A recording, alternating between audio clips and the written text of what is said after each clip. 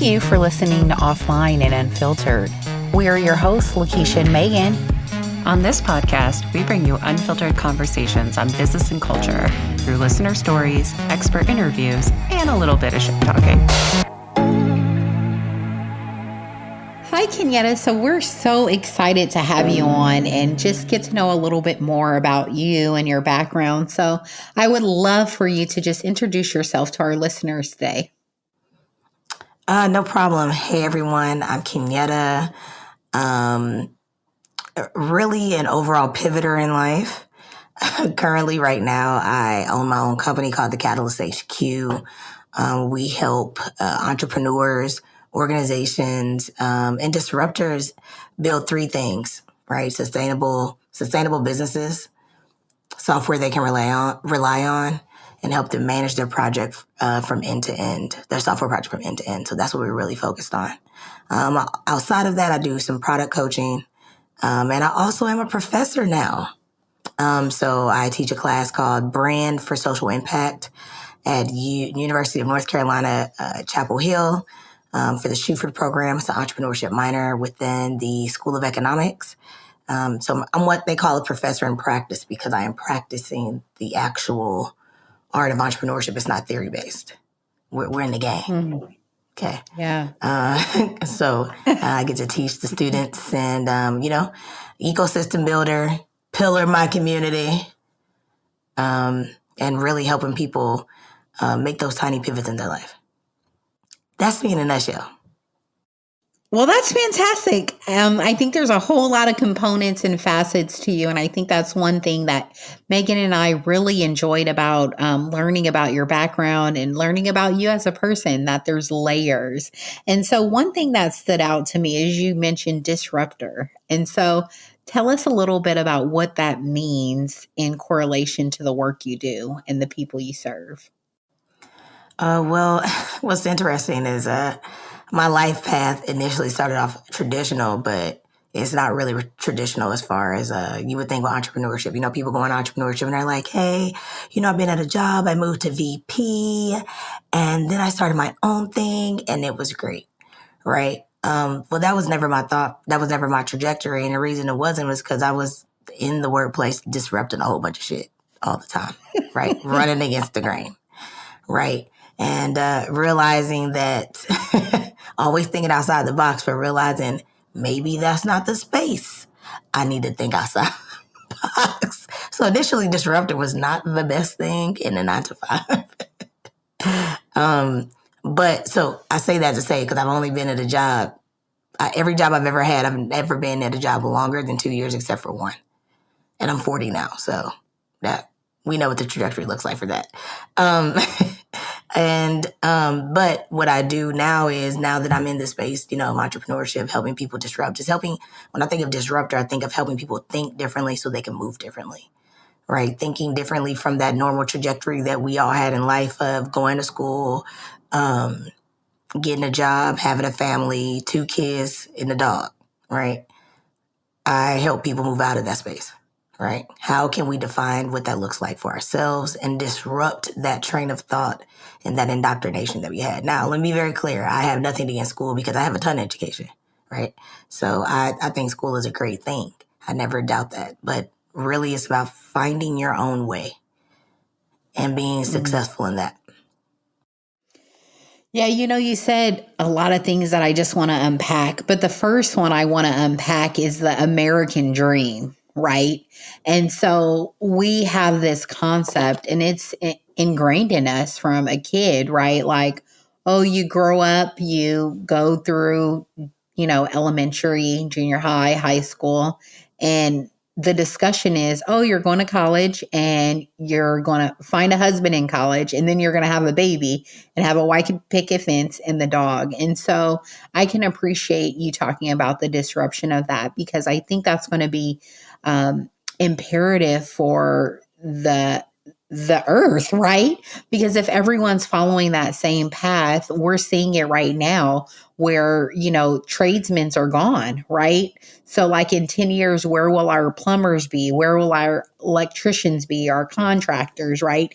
Because everyone's been taught, oh, go to school, take out $100,000 in student loan debt, and you're going to get a great job. And so, I'm just curious, how do you coach people out of that? Because when you talk about something being ingrained in you, it's hard to disrupt that internally. So, what are some things that you suggest people deploy to just start looking inside themselves to do things differently? That's great. That's actually a great, a great segue. One thing that I do is I really help employ people to define success for themselves, right? Define it for you. A lot of times success has been defined by everybody else around us, our parents, society, grandparents. Everybody has put, all of this into us. And, a lot of times we haven't just really sat down and thought, what does it look like for me to be successful in my life in this time? And I think people need to understand that as you get older and as you get more scope, more experience, what that success, that definition of success will be different at different periods of your life. So start where you are and define what that looks like for yourself right now, right? That's the major thing. And then the second thing is all about alignment. I think people do not understand alignment, right? And I think for myself, and I bring that back to myself because I don't think I fully understood alignment either, right? I didn't understand how to define it for myself. I spent a lot of time, um, a lot of my life being scared to do what I wanted to do and step outside that and be that disruptor of my own life.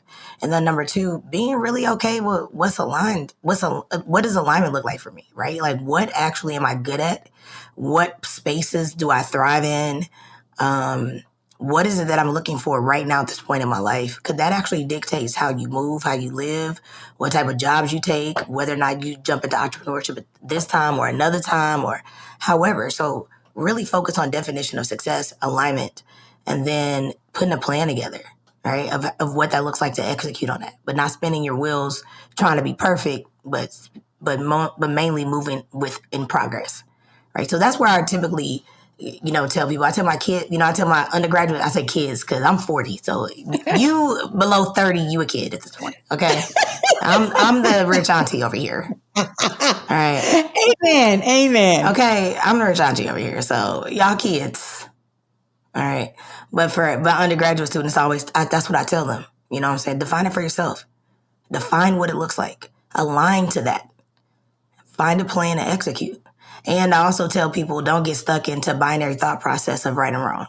That is the one thing that I think keeps people from making a decision at all and from trusting themselves to make a decision because they don't want to fail.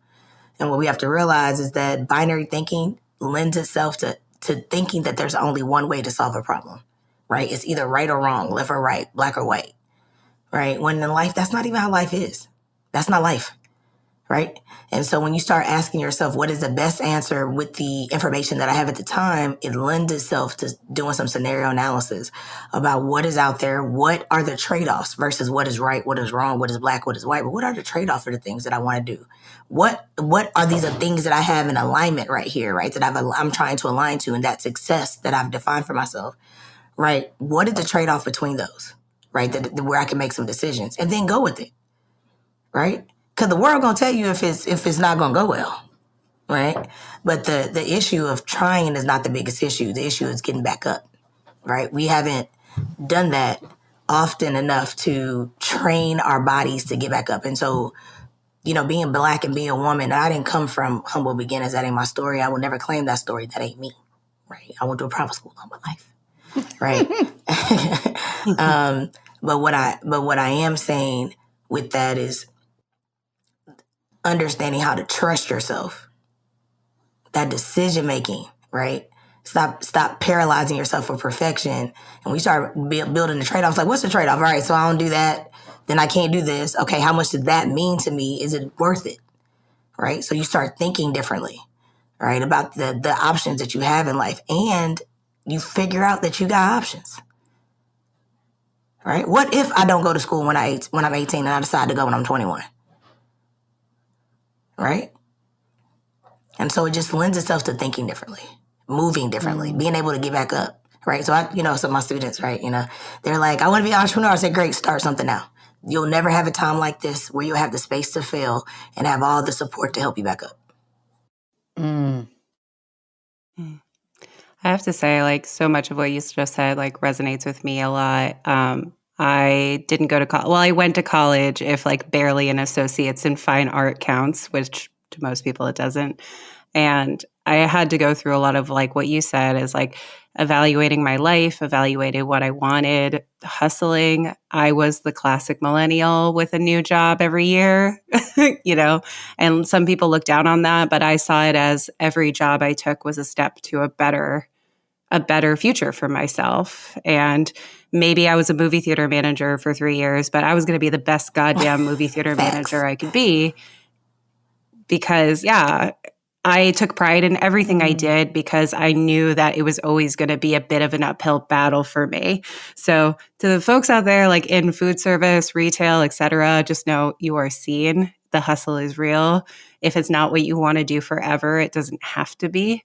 There are options. It takes a little work. It takes a little hustle, and it takes a lot of fucking networking, which people hate that word, but it is true. It is really valuable to just make connections with like-minded people and, show people who you are and what you can do. Because if you're a good person who treats people well and works hard, like good things happen, Not to say that's everybody's story or everyone's circumstance, but at the end of the day, I just try to be nice and work hard, and it's worked out for me so far. What's funny is that I listened to this video, 12 universal laws, right? And one of the laws is the law of rhythm. And understanding that something is not ever forever. So if you have a down moment, it's not forever, right? And when you have up moments, they're not forever. But what you do is learn to work with what you have and be grateful in the moment, right? And this is where flow comes in, about learning how to flow with those spaces. And I think a lot of people haven't figured that out. And it took me forever to figure that out. And understanding what can I do in the space that I'm in today, right? To get me to the next step, not the next leap, but really just the next step. Kenyetta, I just want to say thank you for bringing that up because I think you bring up a very valuable point. In life, we go through seasons, but oftentimes those seasons may be hard or they can be easy, but we want to move so quickly out of that season that we don't learn what we're supposed to propel us into our next thing. And so I'm curious a little bit about, I think you've done a lot of work in the space of failing forward and, changing the negative connotation with failure. And I just want to pivot and talk a little bit more about that. Yeah, that's something I battle with every day is, falling into those spaces where, you don't feel like you're good enough to do those things, or being able to see people around you doing so well. And, you're thinking about, why isn't that me? When a lot of times you should be thinking about, I will be there next. Right. And, so I think about that all the time. Right. Because there are going to always be times where you're not going to be in the best spirits. Okay. Entrepreneurship is one of those things where it takes your feelings and exacerbates them times 10. Right, Megan, I think you probably can feel that being an entrepreneur now, being in the space that these emotions they 10x over here, And so being able to navigate just how you talk to yourself, not only how you talk to yourself, how you allow other people to talk to you and the people that are around you, right? I have one thing that I'm very blessed with is having the ability to have friends who, even when I think that I'm not even talking negative about something that I'm saying, that they challenge me on it immediately. They challenge me immediately. I had a conversation with a friend today, and I was like, hey, I was like, so there's some spaces where I feel like I'm just not ready to do these things. I haven't captured this part of it. I'm ready to make some more conversions over here. And I think I need to have, these marketing assets available, and I don't. And she says, I'm challenging that. Because we're not having it. She said, because we're not talking about you being ready. Ready you are. You don't have these other things you feel like you need to be ready, but you really don't need them to be ready, do you? So let's talk through that. So we had a whole conversation about what that meant. right? So we can get to the issue. It wasn't that I was ready or I didn't feel like I was ready. It's that there are certain things that I needed to put in place and I need to work on those. Yeah, that's so true. I mean, I will say, like, I don't know if we'll address it with the listeners by this episode, but yeah, I left my corporate job this year. I'm now an entrepreneur working on my own. And it was a lot. My network, my friends, the people who've known me, have worked with me, like really showed up in ways that I almost didn't expect. I thought people in my life were going to be like, you're crazy. But everyone was like, makes sense, like makes sense for you. And that was like, in a way, like really wonderful to just have that support. And it's so hard to ask for help, but like I'm learning to be better at it. Like, so if I am in a space of imposter syndrome or whatever terminology, I'm sure will change for that in a couple weeks because that's how the terms kind of cycle, you know. I talk to people. I just say, I don't know that I can do this, or I'm worried about the money. I'm always worried about the money. I'm always worried about the money, right? And I think that that's something for me, especially growing up lower income, like I've really had to let go because my happiness is so much more important than the money in the bank. And I've learned to pivot my lifestyle, drop a couple wine clubs, like things like that. But, you know, making sacrifices to do what I want to do because similar to you, Kenyetta, like I feel a little bit like a disruptor in this space and I don't fit in most corporate settings. And this is what I need to be happy. But it is scary. And you do have to rely on people around you to kind of lift you up. So it's so funny you say that when you talk about, not fitting in corporate spaces. I think we all use one. I think you got to understand who you are. And it took me a long time to understand that in the corporate setting from a 9 to 5 is maybe not exactly where I had to I had to reframe what I needed, right? Is like you said, understanding where you fit. I think that's so important. I really was not the person who could fit in a multi-tiered corporation activity. For some reason, that just doesn't fit with my personality. And I used to be so frustrated, y'all. Like, I can't express to you how frustrated I used to be when, I don't have the story of the trajectory of saying that I made it to VP and I did this and I worked hard. That was never my trajectory. I felt like I was always going against the grain at every job that I was in, right? I felt like it was always me against them. Right. I ended up in HR at every job. Let me not lie to y'all. I ain't lying with you. And I ended up in HR, on both sides. It's not because, necessarily I was doing poor performance because that really wasn't it. But that's when it dawned on me that it wasn't aligned, right? That what that setting, a particular setting at a specific businesses I was working with, it just wasn't aligned to my personality. So I could never be as successful as I wanted to be. And I was going against the grain instead of flowing with what I know to be true about me and to use my strengths in a way that would benefit me.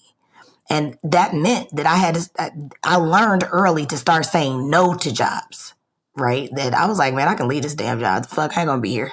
I ain't gotta be here. And that's the attitude that I used to carry. The second part that I didn't learn until like late 30s was, all right, now that I know I can say no, what do I say yes to? And what does yes look like for me in order to be successful? It took me a minute to define that. And once I defined it, the way that I walked into different buildings or the way I walked into different jobs when I had one was different. The way that I even do contract work now is different because I know what the space needs to be in order for me to be successful. I think it was the CEO of Essence magazine. I forget her name, but when she says when people learn to stop changing who they are for where they're at, but change where they're at and not who they are, it makes a big difference. I want to just go back a little bit because, I heard you say, oh, I would end up in HR often. And I'm picturing myself as an HR representative. And I've had conversations with employees about our core values are not aligned, right? You have your own values and this organization has values and they're not aligned. And so you should explore something else, right? And it's interesting because there are some people where that has resonated with them and they've come back to me and said, wow, like that was a very pivotal moment in my career. Like you helped me see something different. And there are some people, I can't believe you told me that. And so I'm just curious, what was it in you that made you start asking the question about like, wow, what do I fit in? Because this is not the box, but what do I fit into? All them times at HR. because listen, like when you start thinking about it, right? I said that whenever I do a TED Talk, so hey, Ted, if you're listening, I'm coming for y'all, okay? Whenever I do a TED Talk, I'm thanking every employer, and I'm thanking them and say, it ain't y'all, it was me. Mm. And it was me not knowing that I didn't belong there enough and I stayed for too long when I should have left. Yeah. Right? So understanding alignment is super important, because what was happening was that I would get bits and pieces of what I needed to be successful, and then I was like, but this all the rest of the stuff I don't need that. Right. And then I realized that I can go in a corporation, do workshops, workshops, be a consultant, work in contract roles, but it was not a long-term thing for me. And if it was going to be a long-term thing for me, it would have to be a certain structure, right? Like I needed to have a lot of autonomy. I needed to be able, you know what I'm saying, to somebody to believe what I'm saying. I needed somebody to, let me give direction. I needed people that I could actually collaborate with and mint it. I wanted people to have conversation and communicate and mint it, right? Like those are things, and that's culture, but you got to know that about yourself. And so once I started realizing, because what happens was when you tell people, for the people that it was enlightening to, you freed them. For the people that you pretty much told them that they were a failure, because that's what they heard. They didn't hear you gave them an option out. You told them that they're not winning here.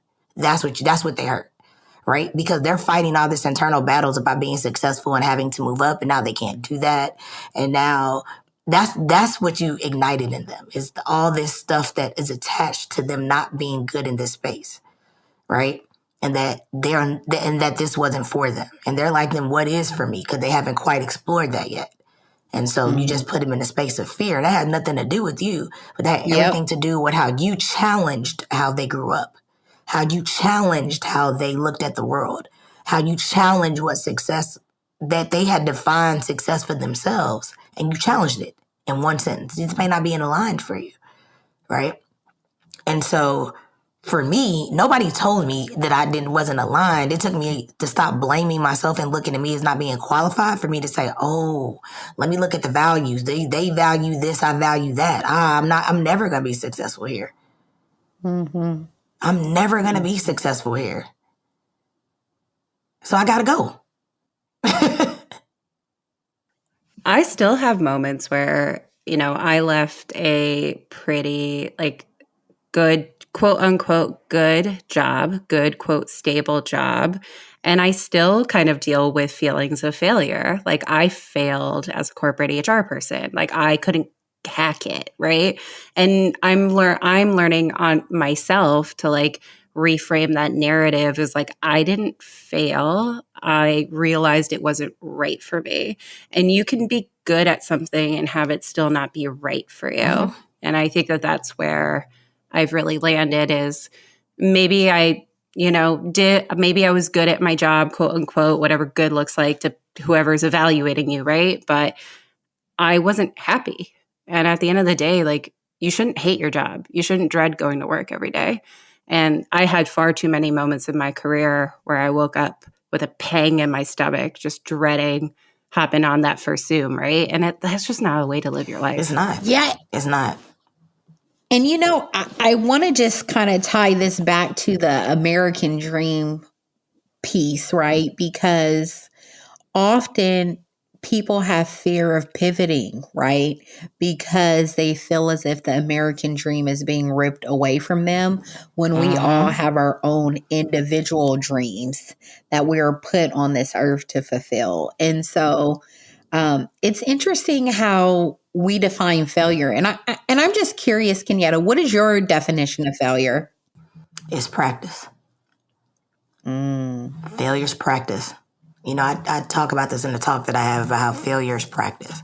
The problem is again, it goes back to success. How have we defined success? So typically what I say is we've defined success is, we defined it as perfection. So that everybody's striving to be perfect. We got to get all A's in school. We got to be number one on the basketball team. If you go get a job, what do they tell you? That your performance review, you got to be perfect, right? You have no room and space for error, all right? But in failure is where you learn. Think about basketball, right? When you're playing a sport, you are in practice failing all the time, right? But what it's doing is you're like, okay, all right, so we ran a play wrong. What do we need to fix? Okay, we need to fix that. All right. If you should have screened left, but you screen right. Screen left next time, right? Or when you're in the practice and you're shooting 55, 500 shots, 600 shots a day, right? Because you're trying to perfect that shot. What you're trying to do is making the act of getting up muscle memory. Mm-hmm. Right? We don't get practice because we too busy trying to be perfect. So we don't have the muscle memory of getting back up and learning how to evaluate quickly and move into the next step. What we have is laying there thinking, internalizing that failure, that thing we failed at as being a failure. And now it's a characteristic of who you are. Okay. And now you've defined yourself by that. And then other people, specifically in people of color communities, what happens? Everybody's looking at you. Right? Like, damn, I can't believe he ain't do that. She ain't do that. Right? So now you have all of that going on. When what you have to be doing again is being able to say, all right, I failed at that. What do I need to do better? How can I correct that one part? All right, let me go try again. But that takes actual movement, right? That takes for you to have to fail multiple times to get to that. We don't even give ourselves multiple times. We think it's a one hitter quitter every single time.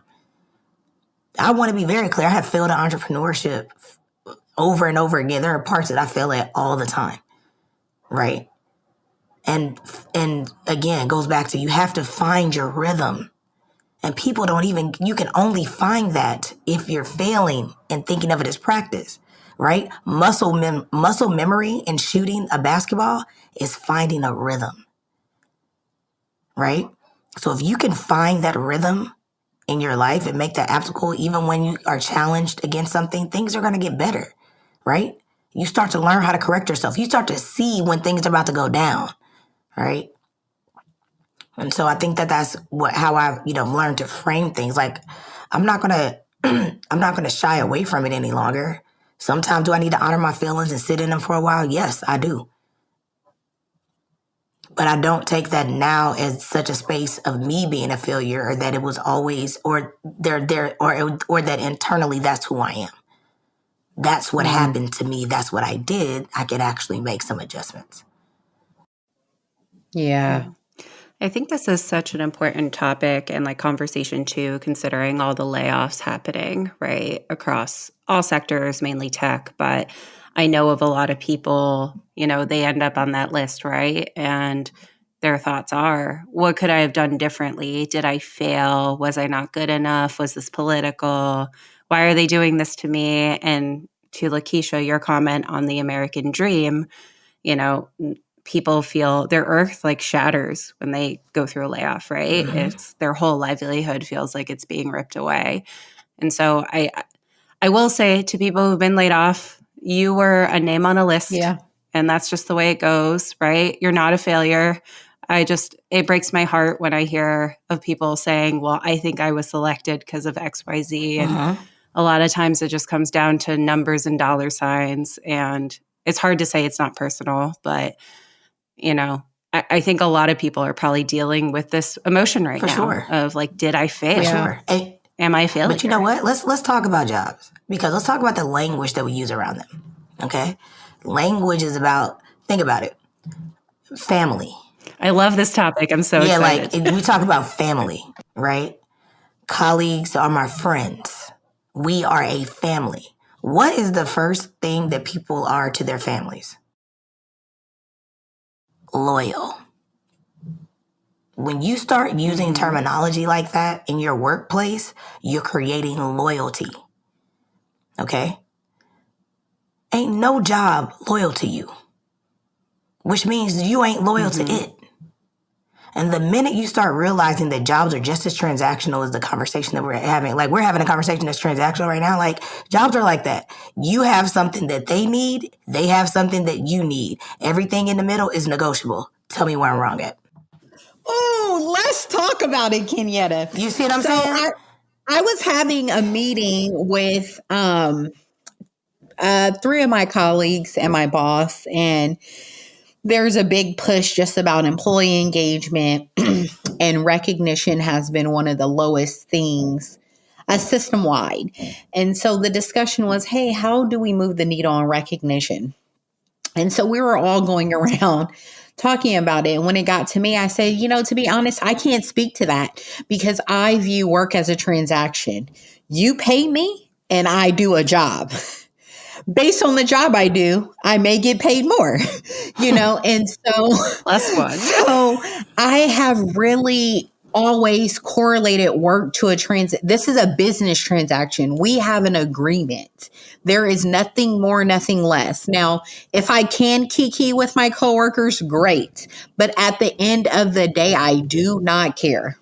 My goal here is to do what I have a mutual agreement to do based on the offer letter, based on the job description. And I want you to pay me based on that mutual agreement. And so often that may sound really callous to people who, use the word family at work and all of that. I don't want to discount that I've made wonderful relationships throughout my professional career. But when I look at the Hey. shout out to you. But when I look at the totality of an organization, I do understand that it's a business and they're going to have to make business decisions. And if I was to die tomorrow, they would replace me. So I go in with that mindset of this is a transaction. And so I don't need the recognition because the recognition is you paying me on time when you agreed to pay me. So And I think that when that go ahead. It's a transaction.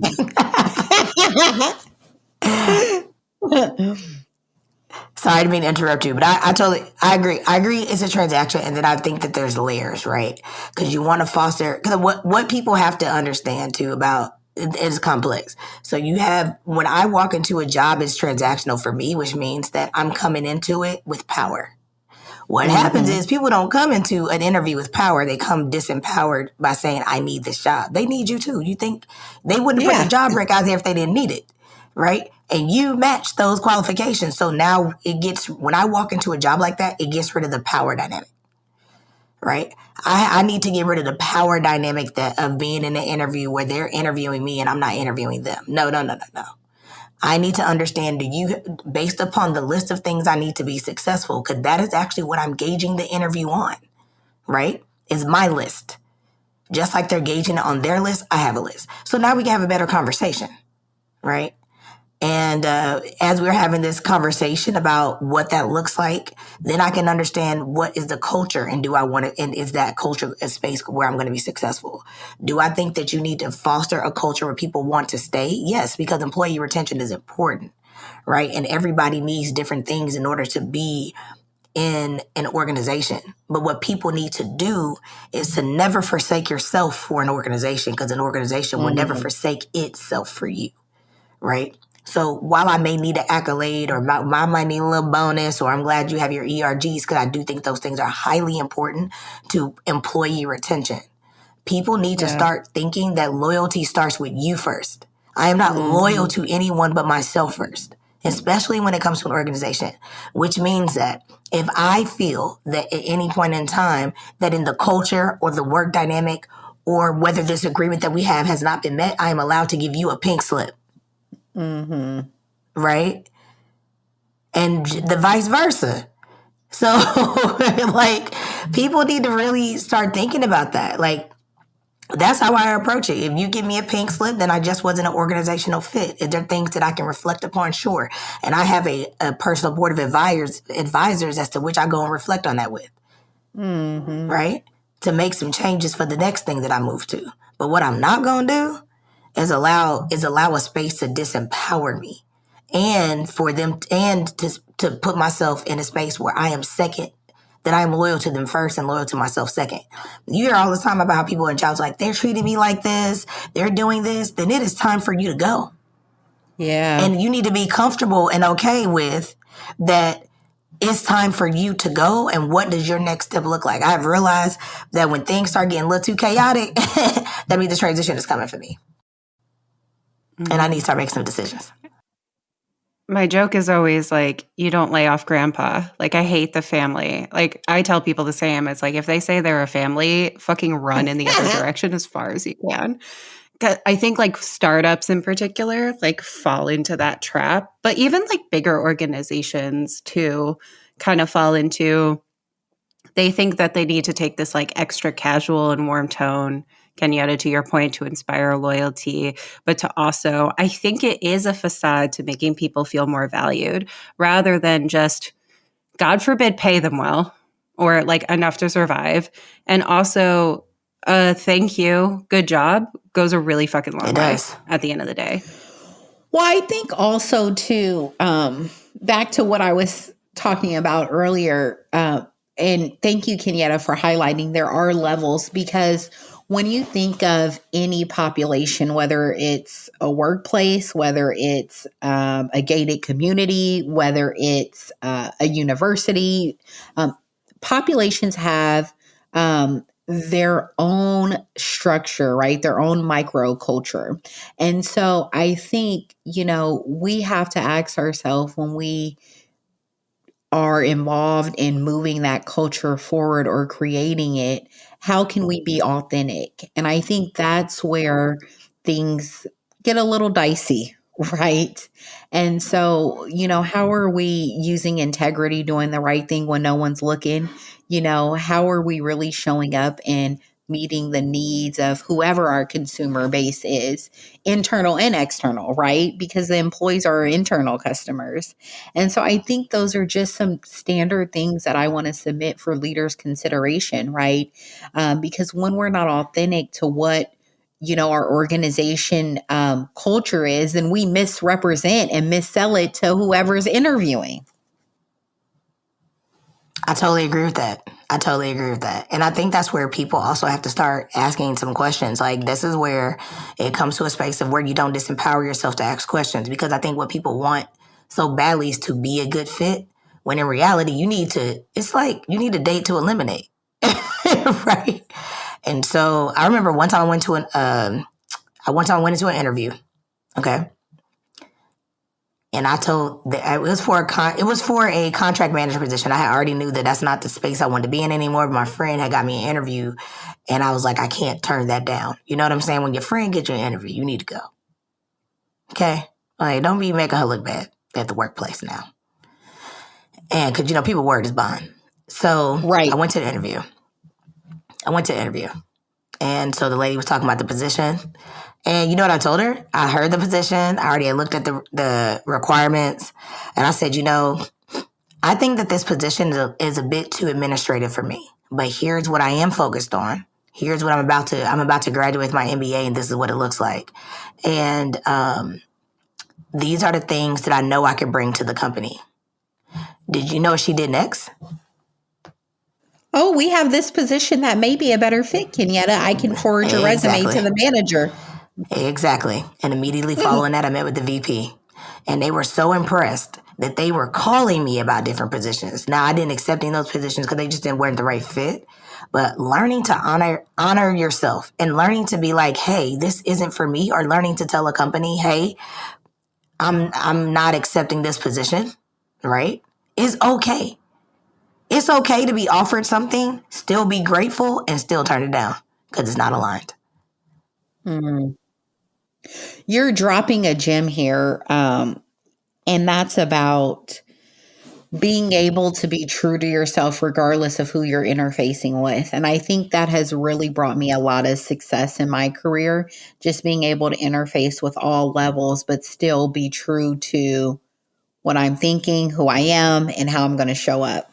And so I want to shift gears a little bit and talk about this topic that has been brought up in prior discussions with you, and that's about shifting careers at 40. So let's get into it. Yeah, okay, girl, I'm ready. Hey. So if you can just take our listeners through, oftentimes people feel stuck in a career or stuck in an organization. And if you can just kind of walk us through, what does shifting careers at 40 look like? And what are, 3 practical applications that someone can use to make this change at 40? Ooh, oh, this is great. All right. So it's funny because I'm in software, right? You know, I don't, let me be very clear. I am not a developer. I manage the build of software. Megan, let them know that people need product before they need software. Okay. Let them know that. But They do. So what I would employ people to do, because that's a space of transition. So believe it or not, people come to me about spaces of transition all the time when they need to figure out what's next. I would employ people, you gotta, when you're 40, your late 30s and you're hitting 40 and you think it's too late, just for the space of entrepreneurship, did you know that the average entrepreneur age is 42? It ain't 25, it ain't 30, it's 42. So sit with that. It's 42, which means people changing all the time. So number one, you're not alone. Number two is get okay with being uncomfortable. All right. People want a level of comfortability or they want change but aren't willing to make the sacrifices that come along with change. Right. And be willing to put in the work for you. If you're willing to put in 80 hours for a 9 to 5, be willing to put in 80 hours for yourself. All right. A lot of times what I've seen with people in transition too is them, you know, again, it goes really back to understanding definition of success for you at this space in your life. Define that. Start thinking about what that actually means to you. Like Megan, you said something that was really important. You said happiness is number one. So how can I craft a life that I am happy with and not existing with or settling for? Right? Because if you don't start with that, you're going to just do the same thing you've been doing your whole life. Because now it's time to figure out how to untangle yourself from the indoctrination that you've had for such a long time. Right? Be okay with failing quickly. Be okay with trying things out. Because one is another thing. You're not gonna pick a space and be like, oh, I'm doing this and now I'm doing this forever. Nope. Sometimes you just need to go ahead and give yourself some spaces to try in that transition. It ain't the path ain't gonna be clear. So you need to figure out step 1, not step 40. The most impactful conversation I had when I was like really on the fence, and this is where I bring things up from my personal life that I'm always worried that someone in my sphere will hear, and this will come back to bite me, but I'm going to say it anyway, is my boyfriend was like, have you ever had a boss that you truly liked? And I sat there for a minute. I do have bosses I like. I didn't. And I feel like they know who they are if they're listening. But it took me a long time. I didn't answer right away. And my boyfriend was like, it took you way too long to answer that question. And that's where I had my Kenyetta, it's me. Hi, I'm the problem. It's me. I was like, I realized the only boss that I would ever truly love was myself. And I just realized maybe I'm the problem. Maybe problem's the strong word. But that was the moment that I was like, it's time. I need to figure out how to do this for me. Like I took all the skills, everything I've done over the last 10 years, 15 years of my career. And I was like, now I need to figure out how to do this for me and not for somebody else. Exactly. It took you to sit down, ask yourself some key questions, start being a little uncomfortable with it. Right? Like my one friend told me, like I had somebody else tell me, she says, you ever thought that corporate ain't the space for you and your personality and you need to be okay with that you may not be palatable and that you need a flatter organization to be a part of? And I shut the hell up. I was quiet. So when that question was posed to you, I'm just curious for our listeners. I want to give them some practical application here. You were quiet in the beginning, but how did you start to unpack that and answer that question and look Kenyetta in the mirror and say, wow, maybe I'm not? Well, one, I had to realize something. 9 to 5, businesses are different everywhere, right? Like, so it's not an either or. I think we get stuck in entrepreneurship or 9 to 5. Well, 9 to 5 got levels, right? entrepreneurship got levels, right? I may, still have a job and still be an entrepreneur and have my own business. I ain't gonna say on the side because I don't believe in side hustles. I believe that it's just another way that you've expressed yourself and you make money from, right? We call that another revenue stream. Exactly. Exactly. So what I did is actually, when she said that, she was like, maybe that's not the type of organization that you work best in. Maybe you need a flatter space, right? Where there's not so many levels for you to have to go up because you ain't got that many levels in you to be trying to communicate with. And so, because I didn't, I was just like, why is it so many? Why? Why do I have to, what? So you mean tell me I got to talk to 7, 8 people before we can even make a decision? This is crazy, dog. This is crazy. And so what I started doing though, because I knew the thing is I know how to navigate it, but did I want to navigate it in that way? And so when we talked about it, I was like, what do you mean? She was like, let's talk about you and let's talk about your personality. So I do better sometimes, Lakisha and Megan, with reflection with others, right? I do better. That's why you got to have like a little biz bestie. Okay. Yeah. You got to have somebody that can see some things you can't and be willing to be honest and share with you and challenge you on them. Okay. So, and give you the space to, be frustrated about it, but then give you some real life feedback. Right. So I had somebody that told me that. She was like, I think that you'll do better in a flatter organization that doesn't have as many levels. So you probably need to go a little bit smaller if you decide to stay working in corporate. It might behoove you to do that. Or it might be a space where you need to only do contract work because you need to come in and come out. And you like different stuff. So it's allow you to work with different companies, right? To complete a project and then come out and go to another company and complete another project, right? So you might need to think about it in those ways. And I think people don't take time to have somebody sit down and say that to you. And then look at it and say, hey, you noticed that the reason it wasn't you, it was that your values weren't aligned and you just not recognizing that. So having those conversations where you can explore the different scenarios, because it's never either or, right? It's never either or. That is not a thing. So being able to have reflective conversations without the barrier of binary thinking, right? To say, all right, well, I value this, they value that. This might not be a space I can be long term. It might be a short term opportunity here for me, right? Or, man, I realize that it's very hierarchical in this space. That's not something that I actually like. It doesn't make me happy. Maybe I'll go to a smaller company and find that it's more collaborative and that's the space for me. Or maybe I was like, F all of these companies and entrepreneurship is going to be the way, right?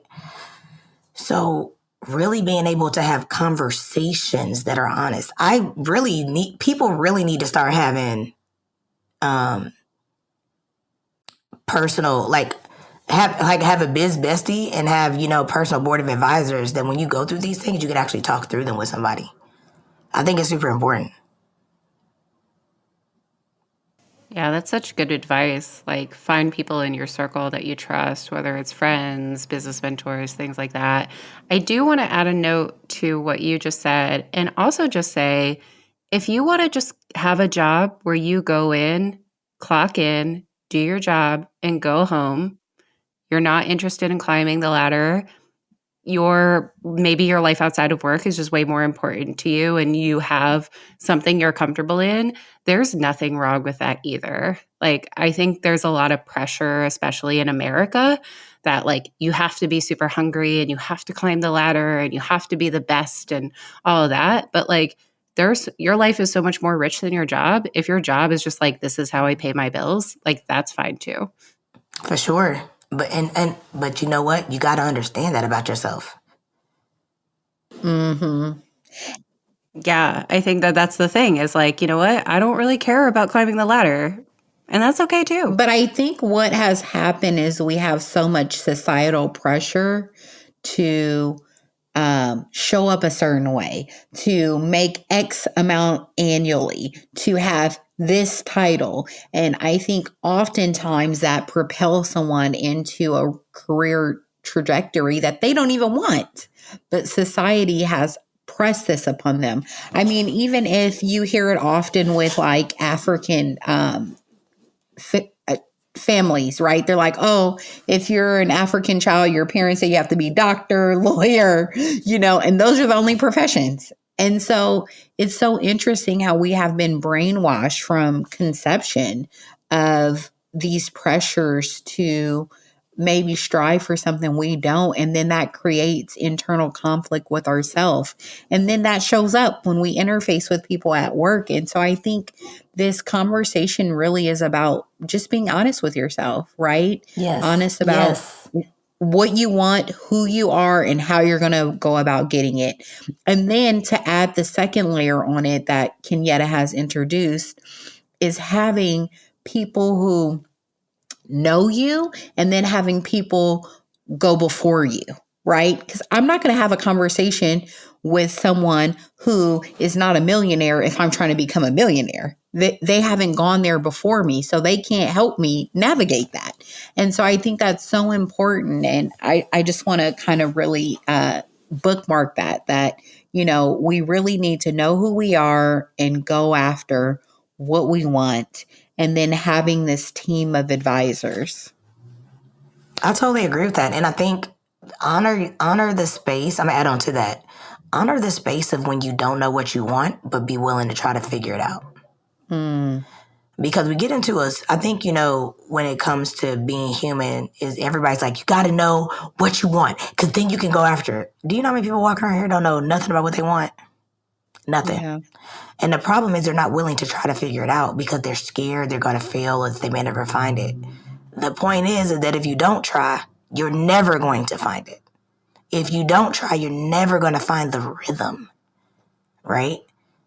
You're never going to find what is valuable to you. What is that foundation? You start with the foundation is starting with with what does success look like for you, right? What are you striving for, right? What skills do you have in order that can help you get to that space?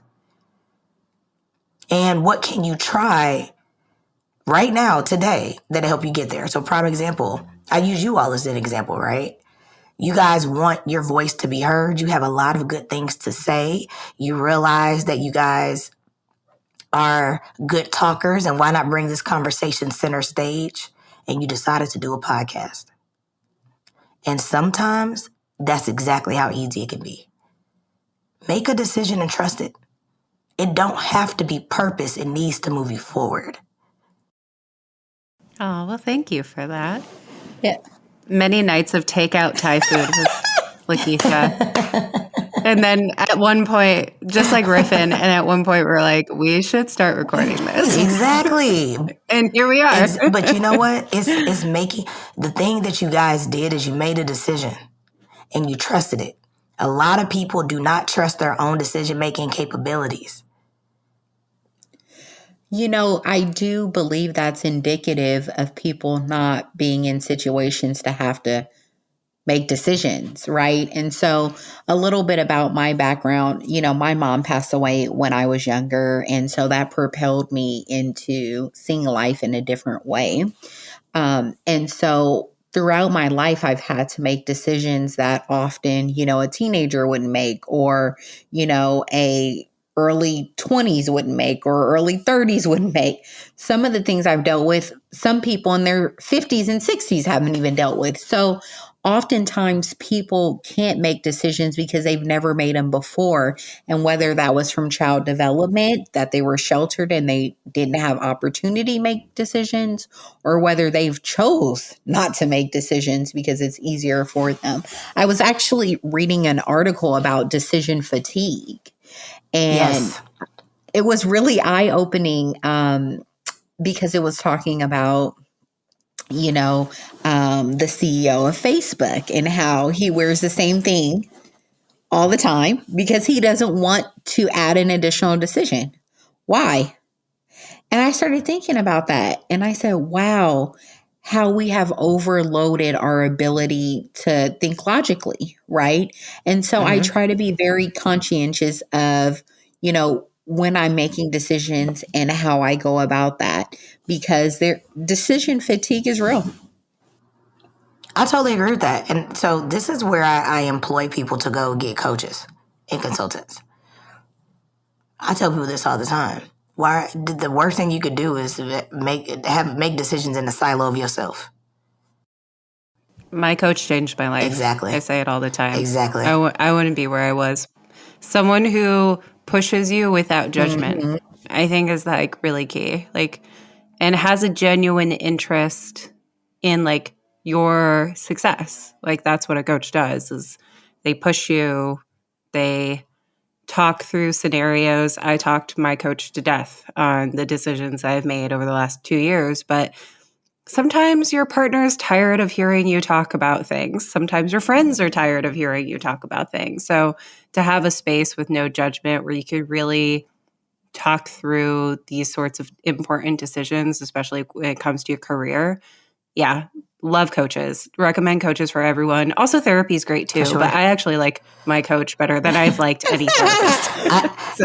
I think you need I think there's a space that people need to operate on both. I think some business people think they need a coach and they need a therapist because when you're and they often conflate the two. And they be in there. I coach some people, and they tell me, I'm like, hold on now, this is a therapy session. I am not clinically trained for that. But however, let's get back to this business that I can help you with. But that's when people need to fully understand, be willing to invest in themselves. I think people also don't want to invest in the space because they think they're going to lose something. So I tell people this all the time: if you keep your hand closed, you can't give or receive. You can't do either. Open your hand up. Be willing to give and get something so that you can get something back. And it doesn't always have to be a monetary return in order for it to be valuable. Yep. So Megan said is she's been talking to her business coach about the scenario. This is what business coaches do. They're helping you figure out what is next depending on that type of coach, right? If you know you're having struggling in sales, go get you a sales coach. If you're struggling in entrepreneurial mindset and you're trying to figure out what next steps you need to take in your business because Lakisha, decision-making fatigue is real, and having a business and balancing your life and everything in it is hard. It's a hard space to be in every day, day in, day out by yourself. Go find somebody that can help calm the noise in your head and give you some structure on how to deliver.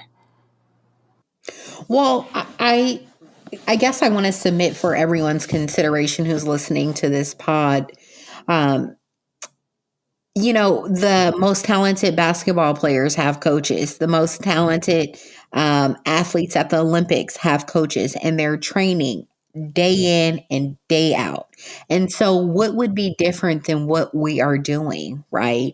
Yes, we may not be athletics, but we have to endure the race. And so how do you do that at your top level? It's having someone coach you through that. And I think people have to be open to knowing that you always need to learn. When you stop learning, you're dead. And that's what a coach will help you see. Look to your left, look to your right. Every time. If you're not uncomfortable, you're not growing. That's right. If you're not willing to explore, then you're not growing either. So oftentimes in the space of recruiting or coaching or interview coaching, we will hear from people, hey, I've been in HR my whole career, but I want to pivot into IT and I'm not able to break through that door, whether it be a bot reviewing the resume and screening it out, or whether I get to that first interview and it's not effective because they want someone with X amount of years of experience. And so I'm just curious if you could share with our listeners some practical tools on how to navigate that. Oh, this is so good. So what's really interesting, Lakisha, is that outside of just building software, I actually I do product coaching to help people pivot into spaces of product and Scrum. I have a partner. We have a company that works outside of the Katalyst. I have another company that focus specifically on that. And one of the things that I always tell people about pivoting into something new is that one, you're new to the industry, not new to the workforce. So you have skill sets that are transferable. A lot of times people just haven't figured out how to articulate their value, right? And they underestimate the space that it's going to be hard to pivot, right? In general. So if you're just filling out jobs and you're not networking, what are you doing? Right? Because they actually go hand in hand. And look at you work in HR, right? You know that if you see a resume, sure. But if you get a resume from somebody that is within the company that you may have a relationship with or not, or somebody in the company, they're gonna get a little higher on your radar. Yeah. So I think people underestimate the ability of patience, understanding how to articulate your value in a way that articulates your transferable skill sets that may resonate with the employer, and then networking piece. Be willing to get out there and talk to other people within the field and see how you can get connected. And don't be afraid to ask. Don't ask for the referral. So that's what I would say. I think most people want to help people. Yeah, I think you bring up a good point, Megan, that most people want to help people. That is so true. That's true. I always say, no one comes to work wanting to get fired. No one comes, with ill intentions, right? Like their heart is postured in a way to do the right thing, and sometimes there are things that interfere with that. Totally agree with that. Our own egos interfere with that. Right? Yeah. Our own egos do that all the damn time. And reaching out and not being afraid to not only reach out and network, but Megan's a recruiter. Reaching out to recruiters. Right? Like, you are selling yourself. What's funny is that people think the first business is the business they start. The first business is you. You spend your time selling yourself. All the time. What you bring to the table, how you gonna benefit them. That is you are your first person you sell. When you get a job, you close the deal. And I think when people start thinking in terms of that way, it can help really facilitate their transition. That's so true.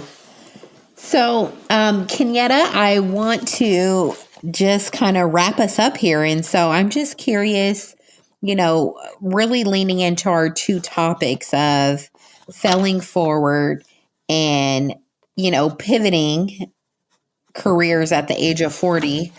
What are the 3 takeaways that you would want our listeners to walk away with? This is great. I've been thinking about these.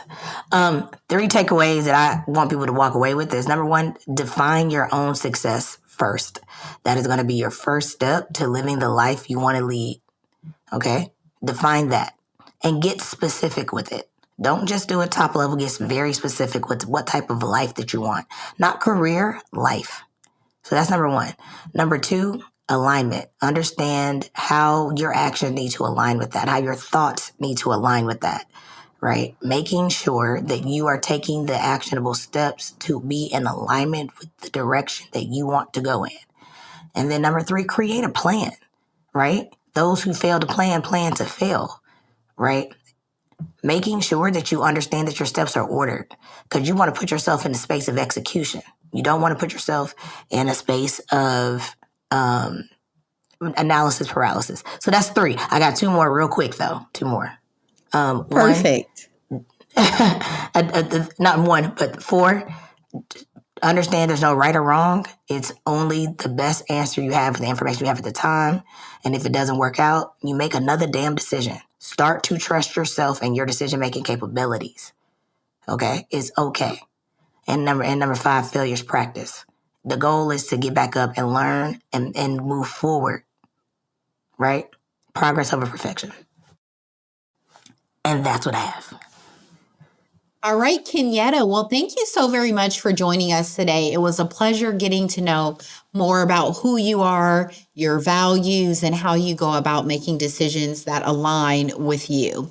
And so for our listeners, if they're interested in reaching out to you to receive any of your services, I would love for you to be able to just share with all of our listeners a little bit about how do they get in contact with you? What are the services you offer and how you could support them? Oh, for sure. So first I'll start with building sustainable businesses and software. That is the Katalyst HQ, TheKatalyst.com. You can go there. Just send me an email in the contact us form. My website's under construction because I want it to look a little bit better than it was. And we can definitely get back to you on that. And so some of the services that I offer with that one, of course, is fractional CPO services, chief product officer, helping people really move through end-to-end product strategy and roadmap development and product operations. Of course, software development and, of course, business strategy and planning and implementation. And if you're looking to move into the space of product, and you're looking to pivot into product is what I call it, and you are a person who has transferable skill sets with 3+ more years of experience in a different field and want to know how to use those skill sets to move into the space, please hit me up. I do product coaching all the time. And for those who want to be 1% better at being a PM, I do product leadership coaching as well. I love coaching in those spaces. And I'm ready to see more people in that space make a difference.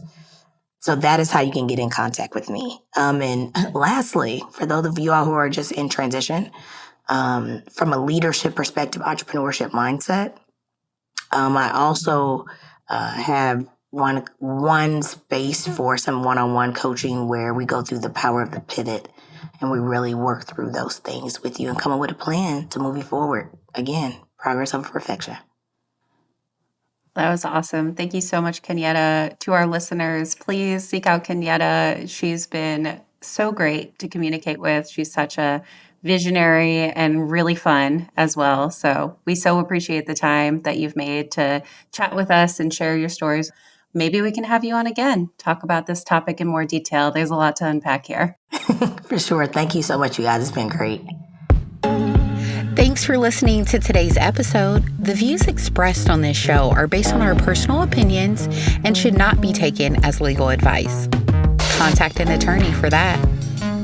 Our theme music and sound was produced by Equilibrium. Our artwork and logo was created by Jillian Blanco. We are an independently run podcast. If you like our show, please rate and review wherever you listen to podcasts. If you'd like to share your story or expertise, email us at stories@offlineandunfiltered.com.